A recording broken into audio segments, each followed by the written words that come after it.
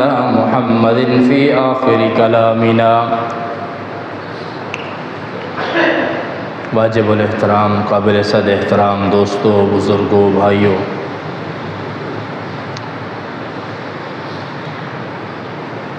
دو آیات مبارکہ آپ دوستوں کی خدمت میں تلاوت کی ہیں اور ذخیرہ احادیث مصطفیٰ سے ایک حدیث مبارکہ آپ کو سنائی ہے۔ دعا کریں میرا اللہ مجھے حق اور سچ کہنے کی توفیق عطا فرمائے، اور میرا اللہ مجھے اپنے نبی کی شان، میرے نبی کا مقام، میرے نبی کی عظمت ہم سب کے دلوں میں اس طرح پیوست کرنے کی توفیق عطا فرمائے کہ جس کا حق ہوتا ہے۔ ربیع الاول کا مہینہ چل رہا ہے۔ گزشتہ جمعہ کچھ باتیں آپ دوستوں کے سامنے اصلاح کی غرض سے گزارش کی تھی۔ اس مہینے میں ہر شخص اپنے اپنے انداز کے مطابق آقا مدنی کریم صلی اللہ علیہ وسلم کی شان بیان کرتا ہے، اور شان بیان کرتے کرتے کچھ حضرات، کچھ احباب، کچھ دوست ان حدود سے متجاوز ہو جاتے ہیں جن کا میرے آقا مدنی کریم کے ساتھ کوئی تعلق نہیں ہے۔ مثلاً آپ حضرات سوشل میڈیا پر دیکھتے ہوں گے، خواتین میلاد پڑھ رہی ہیں، بے پرد پڑھ رہی ہیں، مرد و خواتین کا اختلاط ہوتا ہے اور بلند آواز کے ساتھ میلاد پڑھا جا رہا ہے، اور بعض جگہوں پر گلیوں میں قناتیں لگا کر میلاد پڑھا جاتا ہے۔ پڑھنے والی اور خواتین ہوتی ہیں، اور بعض جگہوں پر محمد کے نام کا کیک کاٹا جاتا ہے، اور پھر پتہ نہیں کس دریدہ دلیری کے ساتھ اس محمد نام کے اوپر چھری چلائی جاتی ہے۔ اور بازار میں 12 ربیع الاول کے دن آپ نے دیکھا ہوگا، بلکہ میں تو اسی نیت کے ساتھ اس مرتبہ باہر نکلا ہوں، اور میں مزار قائد کی طرف تک چلا گیا ہوں، اور روڈ پر جو منظر تھا وہاں دیکھ کر یوں نہیں لگتا تھا کہ یہ نبی کی امت ہے، اگرچہ وہ اپنے آپ کو عشاق رسول ظاہر کر رہے تھے، لیکن جو عمل، جو منظر، جو صورتحال ظاہر تھی، اس سے کہیں نہیں لگتا تھا کہ یہاں ہمارے اندر میرے نبی کی تعلیمات کا کوئی اثر بھی ہے یا نہیں ہے۔ خواتین بے پرد تھیں، اور عجیب قسم کے ملبوسات اور عجیب قسم کے ترانے، عجیب قسم کی صورتحال تھی۔ اب کیا صحیح ہے کیا غلط ہے یہ ہم سب بخوبی جانتے ہیں۔ میرے آقا کی تعریف کرنے کا انداز ایسا ہونا چاہیے کہ ہماری گفتگو سے میرے آقا کی شان ظاہر ہو، ہمارے طور طریقوں سے، ہمارے چال چلن سے، ہمارے انداز و گفتار سے، ہماری سوچ و افکار سے میرے آقا کی تعلیمات اور میرے آقا کی سنت ظاہر ہو۔ میں آپ کو ایک اس کی چھوٹی سی مثال پیش کرتا ہوں۔ مشکوٰۃ شریف میں ایک حدیث ہے، رسول خدا صلی اللہ علیہ وسلم اپنے حجرے سے باہر تشریف لائے۔ توجہ ہے آپ کی؟ توجہ سے اس حدیث کو سماعت کیجئے گا۔ میں آپ کو دکھانا چاہتا ہوں کہ رسول کی سیرت کا جلسہ کیسے ہوتا ہے۔ صحابہ کرام ہمارے لیے معیار ایمان ہیں، اور انہوں نے نبی کی میلاد یا نبی کی سیرت کا جلسہ کیسے کیا ہے، اس کا چھوٹا سا نظارہ میں آپ کو دکھاتا ہوں۔ رسول اللہ صلی اللہ علیہ وسلم گھر سے باہر تشریف لائے تو چند صحابہ کرام بغیر پینافلیکس کے، بغیر چراغاں کیے، بغیر قسم کی لائٹوں کے مسجد کے فرش پہ بیٹھے ہوئے تھے، اور بیٹھ کر انبیاء کرام علیہم الصلوۃ کا تذکرہ فرما رہے تھے۔ تذکرہ کرنے والے صحابہ، جہاں تذکرہ کیا جا رہا ہے مسجد نبوی کا صحن، اور یہ نظارہ دیکھنے والے امام الانبیاء، سبحان اللہ کہہ دیں۔ تذکرہ کرنے والے صحابہ، جہاں تذکرہ ہو رہا ہے مسجد نبوی کا صحن، اور گفتگو کرنے والے صحابہ، اور اس گفتگو کو سننے والے امام الانبیاء، اور پھر آخر میں امام الانبیاء نے صحابہ کی پوری گفتگو کو نقل کرنے کے بعد پھر خود نتیجہ بھی بیان فرمایا ہے۔ اور اس حدیث کو اگر ہم سامنے رکھیں تو ہمیں پتہ چلتا ہے کہ نبیوں کا تذکرہ کیسے کرنا چاہیے اور امام الانبیاء کا تذکرہ کیسے کرنا چاہیے۔ ایک صحابی کہتا ہے کہ یار حضرت ابراہیم علیہ السلام کی کیا شان ہے، اللہ نے ان کو خلیل اللہ بنا لیا ہے، اللہ نے ان کو خلیل اللہ بنا لیا، اپنا دوست بنا لیا ہے، اور نارے نمرود میں اللہ نے ان کے لیے کتنی بہترین مدد فرمائی ہے۔ ایک اور صحابی بیٹھا تھا، وہ کہتا ہے یار حضرت موسیٰ کی کیا شان ہے، اللہ نے ان کو کلیم اللہ بنا لیا ہے، اللہ ان کے ساتھ بغیر کسی واسطے کے ڈائریکٹ ہم کلام ہوتا ہے، سبحان اللہ۔ اور ایک اور صحابی بیٹھا تھا، اس نے کہا یار حضرت ابراہیم کی شان اپنی ہے، جناب موسیٰ کی شان بڑی نرالی ہے، جناب عیسیٰ کی کیا بات ہے، حضرت عیسیٰ کو اللہ نے روح اللہ بنایا ہے اور بغیر والد کے پیدا فرمایا ہے، وہ حکم فرماتے تھے تو مردے زندہ ہو جاتے تھے، کوڑ کے مریض ٹھیک ہو جاتے تھے۔ وہ صحابی بیان کر رہا تھا، اتنے میں اس خوبصورت محفل، عظیم محفل میں ساری کائنات کا راج دلارا امام الانبیاء صلی اللہ علیہ وسلم اپنے خیمے سے باہر تشریف لاتے ہیں، سبحان اللہ کہہ دو، خیمے سے باہر تشریف لاتے ہیں۔ جس نے جناب ابراہیم کی بات کی اس کو بھی سنا، جس نے جناب موسیٰ کی بات کی اس کو بھی سنا، جس نے جناب عیسیٰ کی بات کی اس کو بھی سنا، اور پھر آ کے صحابہ کے ساتھ بیٹھ گئے۔ کہاں بیٹھ گئے؟ ہمارے ہاں تو تھوڑی سی حیثیت بڑھ جائے تو ہم عام لوگوں کے بیچ بیٹھنا پسند نہیں کرتے، ہم کونسلر بن جائیں، ایم این اے بن جائیں، ایم پی اے بن جائیں، یا تھوڑی سی اور کی حیثیت سٹیٹس تبدیل ہو جائے تو ہمارا گیپ لیول عجیب طرح کا ہو جاتا ہے۔ امام الانبیاء مسجد نبوی کے فرش میں صحابہ بیٹھے اور تذکرہ کر رہے ہیں سارے انبیاء کا۔ کوئی صحابی جناب ابراہیم کو خراج تحسین پیش کر رہا ہے، ایک صحابی حضرت موسیٰ کو خراج تحسین پیش کر رہا ہے، دوسرا صحابی جناب عیسیٰ کو خراج تحسین پیش کر رہا ہے، اور یہ سارے صحابہ گفتگو کر رہے ہیں آپس میں بیٹھ کے۔ اور اتنے میں امام الانبیاء تشریف لاتے ہیں، اور یہ حضور کا مزاج تھا، حضور کی عادت ہوا کرتی تھی کہ حضور اپنے صحابہ کی نگرانی کیا کرتے تھے۔ یہ نہیں کہ پڑھا دیا تو بس ہو گئی بات، سمجھا دیا تو بس بات ختم ہو گئی، نہیں، نماز پڑھائی ہے تو پھر نگرانی کی ہے۔ ایک صحابی آیا، نماز پڑھ رہے، حضور نے دور سے دیکھا، اور دیکھ کے جو صحابی نماز ختم کر کے واپس آئے تو حضور نے بلا لیا، فرمایا کھڑے ہو جا، قم صلی فإنک لم تصلی، کھڑے ہو کے دوبارہ نماز پڑھو، تم نے ابھی نماز ٹھیک سے نہیں پڑھی ہے، دوبارہ سے نماز پڑھ کے آؤ۔ وہ گیا، نماز پڑھی، حضور دیکھتے رہے، نماز ختم ہوگی، حضور نے پھر بلا لیا، ادھر آ جاؤ، قریب آئے، فرمایا جاؤ دوبارہ نماز پڑھ کے آؤ۔ وہ صحابی کہتا ہے یا رسول اللہ اب آپ ہی فرما دیں کہ میں غلطی کیا کر رہا ہوں۔ حضور نے فرمایا مرغ کی طرح چونچ نہ مارو، نماز جب پڑھو تو اس انداز میں پڑھو کہ تمہارا رب تمہیں دیکھ رہا ہوتا ہے۔ حضور چکر لگا رہے ہیں، حضرت ابوبکر صدیق کا گھر راستے میں آیا، جناب ابوبکر صدیق تلاوت فرما رہے ہیں، حضور قریب آ کے کھڑے ہو گئے اور تھوڑی دیر قرآن سنتے رہے۔ آگے گئے تو جناب عمر کا گھر آیا، جناب عمر کی آواز آ رہی ہے، حضور کھڑے ہو گئے، تلاوت سنتے رہے۔ ذرا ہم بھی سوچیں کہ ہمارے گھروں سے آوازیں کیا آتی ہیں، ہمارے گھر کے باہر سے کوئی گزرے تو ہمارے گھر کے باہر سے کیا آوازیں آتی ہیں۔ امام الانبیاء اپنے شاگردوں کا جائزہ لے رہے ہیں، چیک کر رہے ہیں کہ میرے شاگرد راتوں کو کیا کرتے ہیں کھڑے ہو کے۔ صدیق اکبر کے گھر سے گزرے، فاروق اعظم کے گھر سے گزرے، صبح ہو گئی، میرے آقا کا مزاج تھا نماز فجر پڑھاتے اور پھر اپنے مقتدی کی طرف منہ کر کے بیٹھ جاتے۔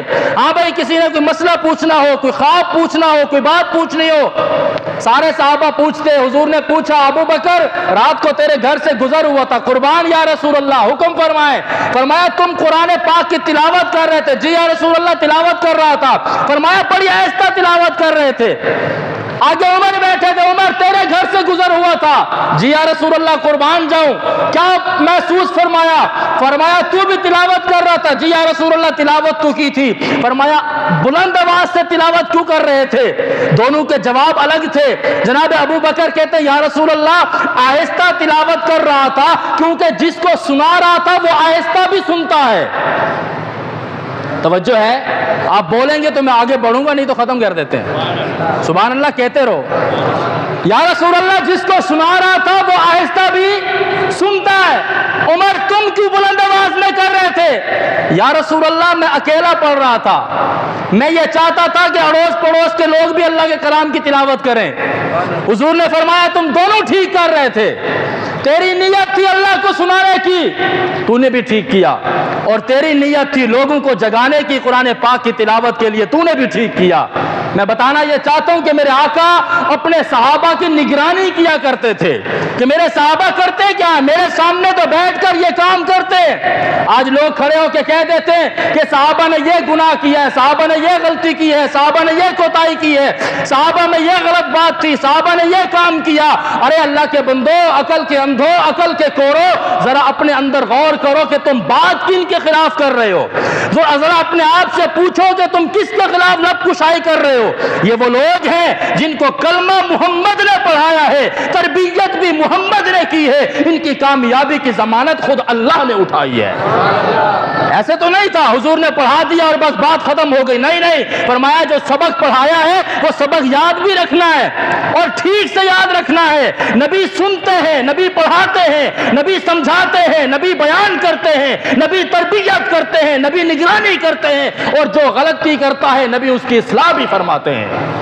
جن کا کلمہ نبی نے پڑھایا ہو، جن کی تربیت نبی نے کی ہو، جن کو سمجھایا نبی نے ہو، جن کا تزکیہ نبی نے کیا ہو، جن کی تربیت نبی نے کی ہو، جن کو انداز نبی نے دیا ہو، جن کو کلمہ نبی نے پڑھایا ہو، جن کو ایمان نبی نے دیا ہو، جن کو صفات نبی نے دی ہوں، جن کا تزکیہ نبی نے کیا ہو، اور پھر سارے کام کرنے کے بعد اولئک هم المفلحون اللہ نے کہہ دیا ہو، راشدون اللہ نے کہہ دیا ہو، فائزون اللہ نے کہہ دیا ہو، رضی اللہ عنہم ورضوان اللہ نے کہہ دیا ہو۔ 1400 سال کے بعد کا کوئی یوٹیوبر کھڑے ہو کے میرے سامنے کوئی روایات بیان کرے، میں اسے جوتے کی نوک پہ رکھتا ہوں۔ میں کہتا ہوں نبی کے صحابہ کی بات کرنی ہے تو یا تو رب کا قرآن کھول یا محمد کا فرمان پڑھ کے دکھا۔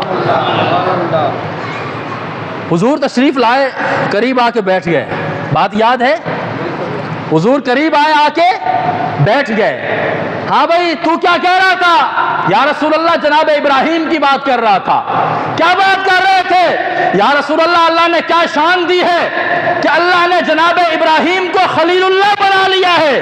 حضور نے فرمایا تو نے بجا کہا ہے، تو نے بجا کہا ہے، جناب ابراہیم کی واقعتاً یہی شان ہے۔ ہاں بھئی تم کیا کہہ رہے تھے؟ یا رسول اللہ میں جناب موسیٰ کی بات کر رہا تھا۔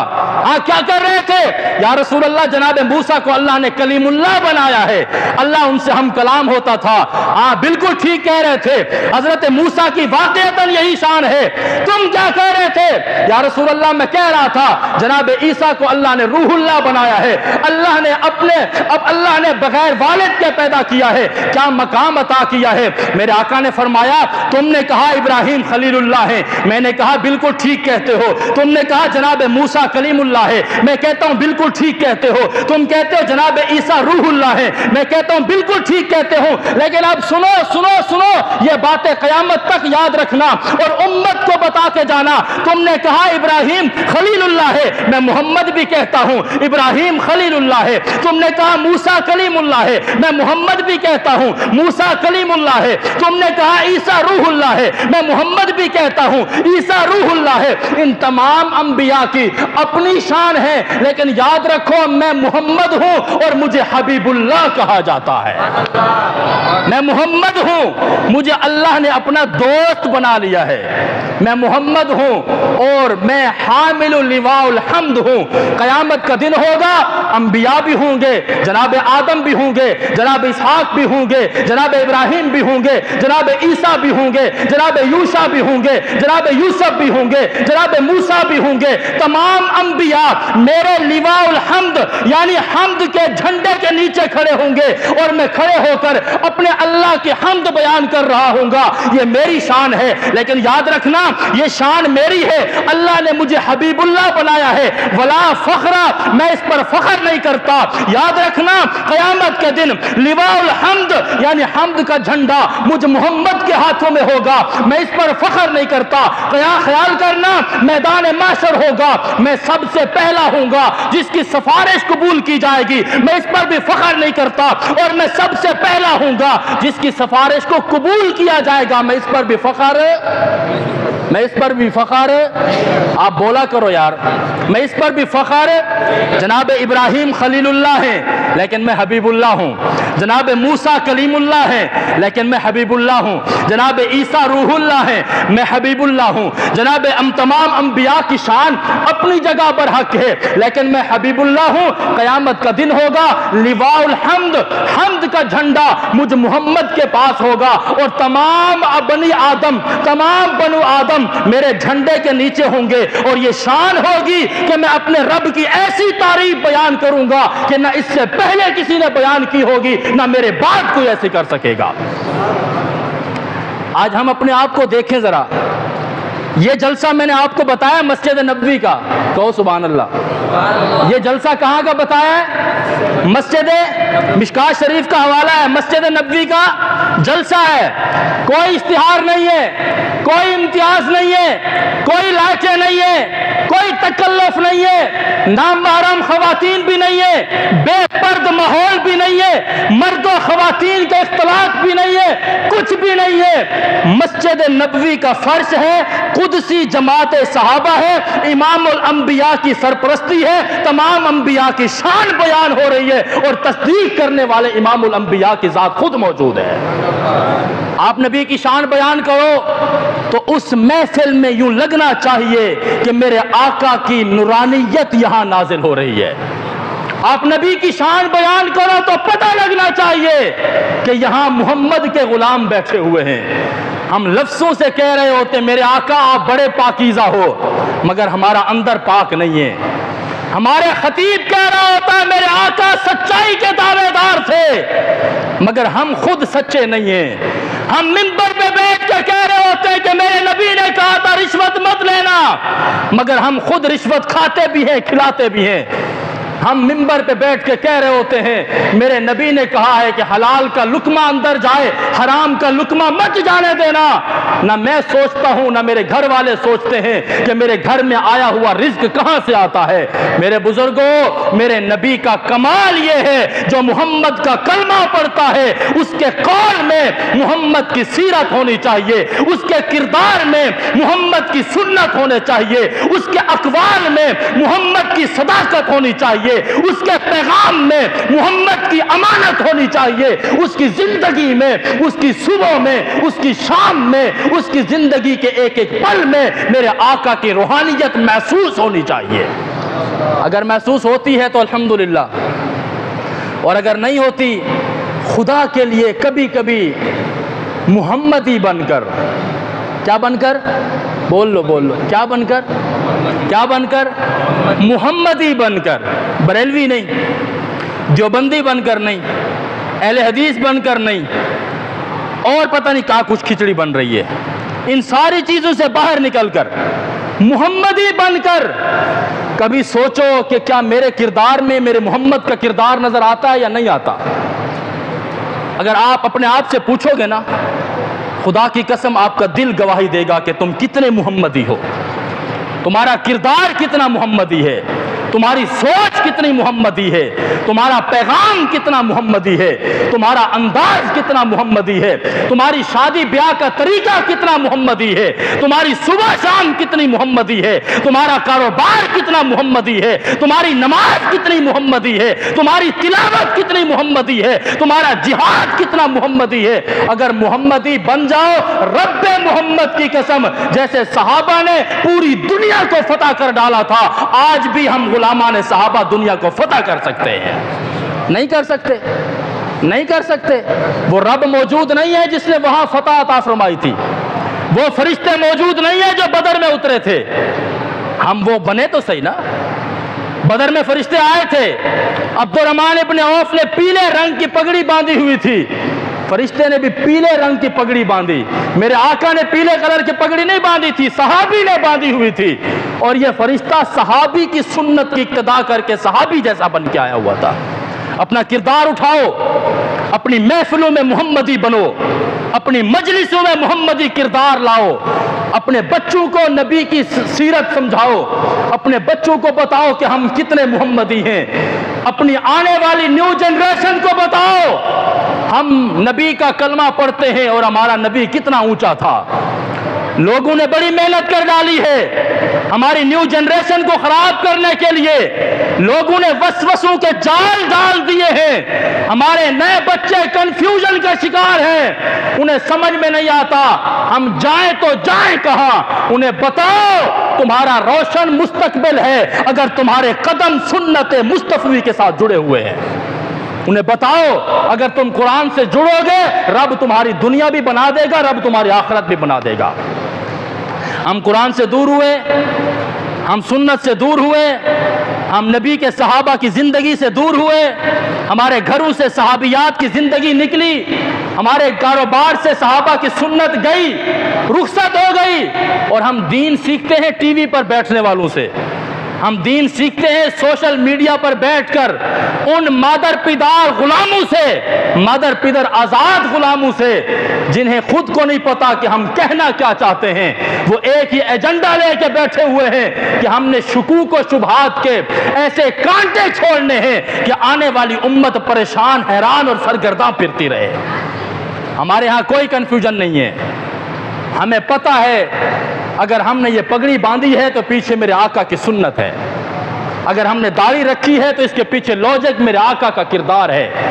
پاکستان میں کیا کچھ متنازع نہیں بنایا جا رہا، داڑھی کو متنازع بنا رہے ہو، نہیں رکھ سکتے ہو نہ رکھو، لیکن یہ تو نہ کہو کہ یہ سنت سے ثابت نہیں ہے جی، بس یہ مستحب عمل ہے جی، یہ تو عربوں کا کلچر تھا جی، یہ تو نبی نے کہیں نہیں فرمایا، نہیں رکھ سکتا نہ رکھ، لیکن داڑھی پر سوال تو نہ کر، نہیں رکھ سکتا نہ رکھ لیکن داڑھی پر اعتراض تو نہ کر، پگڑی نہیں باندھ سکتا نہ باندھ لیکن داڑھی کو مشکوک مت بنا، پگڑی کو مشکوک مت بنا۔ میرے آقا نے ہمیشہ سر پہ دستار سجائی ہے، میرے آقا سمیت پوری انبیاء کی جماعت نے ہمیشہ داڑھی رکھی ہے۔ کوئی ایک نبی بتاؤ نعوذ باللہ جس کی داڑھی نہ ہو، اس سے بڑی دلیل اور کیا چاہیے آپ کو؟ اس سے بڑی دلیل اور کیا چاہیے؟ جی یہ نص قطعی سے ثابت نہیں ہے، یہ تو بس ایک مستحب سا عمل ہے، بیٹھ کے کہہ رہے ہوتے ہیں۔ میں انہیں کہتا ہوں چھوڑو سارے دلائل کو، مجھے یہ بتاؤ کیا یہ داڑھی میرے آقا کے نورانی چہرے پر موجود تھی یا نہیں تھی؟ آپ بولیں میرے آقا کے چہرے پہ داڑھی تھی یا نہیں تھی؟ چہرے پہ داڑھی تھی یا نہیں تھی؟ میرے آقا کے چہرے سے زیادہ حسین چہرہ کسی کا ہو سکتا ہے؟ میرے آقا کے چہرے سے زیادہ خوبصورت چہرہ کسی کا ہو سکتا ہے؟ کیا یہ دلیل کافی نہیں ہے؟ تو شاہ رخ خان کی طرح بال کٹوا کے دلیل دیتا ہے کہ مجھے اس سے محبت ہے، میں داڑھی رکھ کے دلیل دیتا ہوں کہ میرے پیغمبر کی محبت ہے۔ کیا اس سے بڑی دلیل اور کیا چاہیے؟ کہتے ہیں جی بیوی نہیں مانتی، کیا کہتے ہیں؟ بیوی نہیں مانتی۔ ہاتھ جوڑ لیا کرو یار، ہاتھ جوڑ لیا کرو کہ خدا کے لیے تیری ہر بات مانوں گا، لیکن یہ داڑھی میرے آقا کی سنت ہے، اسے تو معاف کر دے۔ تیری ہر بات مانوں گا لیکن یہ داڑھی میرے نبی کی سنت ہے، اسے تو معاف کر دے۔ اور کیا ہم اتنے بھی قابل نہیں ہیں کہ ہم اپنی بیویوں کی ذہن سازی کر سکیں کہ اپنے گھر میں نبی کی سنت کا ماحول بناؤ؟ لیکن وہ تبھی بنے گا جب ہم خود سنت کے اوپر عمل کریں گے۔ وہ تبھی بنے گا جب ہمارے اپنے اندر سنت آئے گی، وہ تبھی بنے گا جب ہم خود چاہیں گے کہ ہم نبی کی سنت کے مطابق زندگی گزاریں، پھر رب محمد کی قسم زندگی آسان ہوتی چلی جاتی ہے، کوئی مشکل نہیں ہے، کوئی مشکل نہیں ہے۔ اگر ذہن میں یہ بات بٹھا لی جائے کہ میرا آقا مجھے اسی طرح دیکھ کے خوش ہوں گے، اگر آپ ذہن میں یہ بٹھا لو کہ میرا آقا، میرے نبی، میرے مصطفیٰ کریم مجھے اس حلیے میں دیکھیں گے تو مسکرا اٹھیں گے، اور میں مر جاؤں آقا کی اس ایک مسکراہٹ پر، خدا کی قسم ساری دنیا سے لڑ جاؤ گے، نبی کی ایک سنت بھی چھوٹنے نہیں پائے گی انشاءاللہ۔ اپنی زندگی میں سنت لا کر تو دیکھو۔ حضرت طلحہ بیٹھے ہوئے تھے، شاہان عجم کے دسترخوان پر نوالا گرا، لقمہ گرا، اور بادشاہوں نے بڑا بہترین دسترخوان سجایا ہوا تھا، لقمہ گرا، انہوں نے بغیر پلک جھپکائے وہ لقمہ اٹھا کے کھا لیا۔ پاس دوسرے صحابی بیٹھے تھے، کونی ماری کیا کرتے ہو؟ بڑے بڑے بادشاہ بیٹھے ہوئے ہیں، امراء بیٹھے ہوئے ہیں، وزراء بیٹھے ہوئے ہیں، وافر مقدار میں کھانا پڑا ہوا ہے، دوسرا نوالا توڑ لو۔ حضرت طلحہ نے ایک ہی جواب دیا تھا، حضرت حذیفہ نے ایک ہی جواب دیا تھا، فرمایا اترک سنت حبیبی لہؤلاء الحمقاء، کیا ان بے وقوفوں کی وجہ سے میں اپنے محبوب کی سنت کو چھوڑ دوں کہ یہ کیا کہیں گے؟ جائے بھار میں، میرے آقا کی سنت یہ ہے کہ اگر لقمہ گر جائے اس پر گندگی نہ لگی ہو، صاف کر کے اٹھا کے کھا لو، میں اپنے نبی کی اداؤں پہ مر جانے کے لیے تیار ہوں۔ یہ ہنستے ہیں تو ہنسنے دو، طنز کرتے ہیں کرنے دو، تانے کستے ہیں کسنے دو، لیکن میں اپنے نبی کی سنت ان بے وقوفوں کی وجہ سے کبھی نہیں چھوڑ سکتا ہوں۔ یہ جذبہ ہے ہمارے اندر۔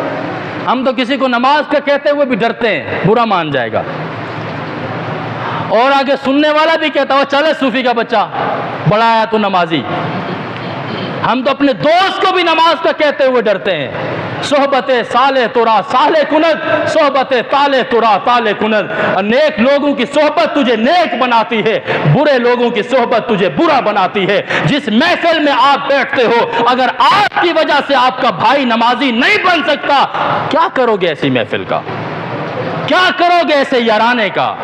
کیا کرو گے؟ مجھے بہت سارے ساتھی کہہ رہے ہوتے ہیں یار قادیانیوں کے ساتھ فیکٹری میں کام کرتے، ہمارا یہ بھائی ڈاماڈول ہو گیا ہے، ان کے اخلاق سے متاثر ہو گیا ہے۔ رافضی ہمارے ساتھ کام کرتے ہیں، ان کی وجہ سے میں شکوک و شبہات کا شکار ہو گیا ہوں۔ ارے یار پھر تو تجھ سے بہت زیادہ مضبوط ہوئے کہ تجھے اس نے متاثر کر دیا اور تو ان کو اپنے نبی کی سنت سے متاثر نہیں کر سکا۔ اپنے اندر بیداری لاؤ، اپنے اندر سنت کا جذبہ لاؤ، اپنے آپ کو پہچانو۔ میرے نوجوان دوستو، میرے نوجوان ساتھی کہتے ہیں کہ یار ابھی تو جوانی ہے، بڑھاپا آئے گا دیکھیں گے۔ نا نا نا نا نا، میرے نبی نے اپنے جوانی کے 40 سال ایسے بہترین گزارے ہیں کہ جب اعلان نبوت کیا کافروں نے جان تک مارنے کی دھمکیاں دی ہیں، لیکن میرے نبی کی جوانی کے کردار پر کوئی اعتراض نہیں کر سکا ہے۔ جوانی یوں گزارو جو میرے آقا نے گزاری ہے، اور سب سے پہلا اعلان میرے نبی نے یہ کیا تھا، او لوگو 40 سال تمہارے درمیان رہا ہوں، ہے کسی کو اعتراض؟ ہے کسی کو اشکال؟ ہے کسی کو کوئی سوال؟ سب نے کہا ما جربناک الا صادقا، محمد صلی اللہ علیہ وسلم 40 سال تو ہمارے درمیان رہا ہے، اور رب محمد کی قسم ہم نے بار بار تجھے آزمایا ہے اور ہر بار تجھے سچا پایا ہے۔ یہ جوانی کا کردار ہے میرے آقا کا۔ جوانیاں گزارنی ہے تو میرے آقا جیسی گزارو، پاکیزگی ایسی لاؤ کہ فرشتے آپ کے دامن پہ وضو کرنے کو فخر اور اعزاز سمجھیں۔ یہ میرے آقا کی سنت ہے، یہ میرے آقا کا پیغام ہے۔ نوجوان دوستو، اپنے اندر نبی کی سنت کو لائیے، نبی کی سیرت کو پڑھیے، وقت نکالیے۔ میں جانتا ہوں مصروفیات کا دور ہے، میں جانتا ہوں مہنگائی نے کمر توڑ دی ہے، ہمارے نوجوان پریشان پھرتے ہیں، لیکن ہم جتنے بھی پریشان ہوں، ہم نے رہنا وہی ہے جو ہمارے پاس آ رہا ہے۔ میرے دوستو، آپ نے اور میں نے یہ عزم کرنا ہے انشاءاللہ کہ ہماری زندگی محمدی بن کر گزرے گی انشاءاللہ۔ کریں گے انشاءاللہ، کریں گے انشاءاللہ، مسجد کو ٹائم دیں گے انشاءاللہ۔